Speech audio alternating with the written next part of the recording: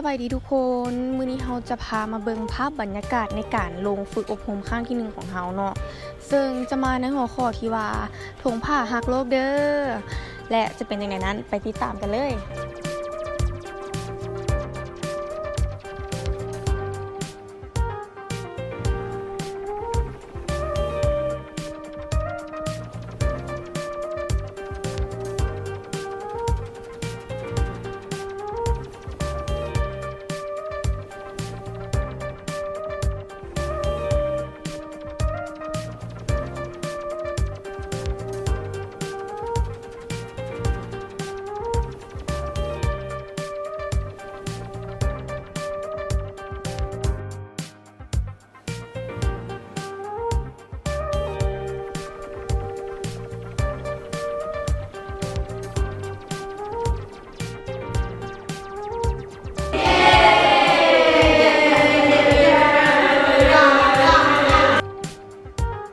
และสุดท้ายนี้เขาก็มีชาเลนจ์ให้กับน้องๆเนาะซึ่งถ้าว่าผู้ใดมียอดไลค์ยอดแชร์หลายหรือว่าแคปชั่นที่ถูกใจ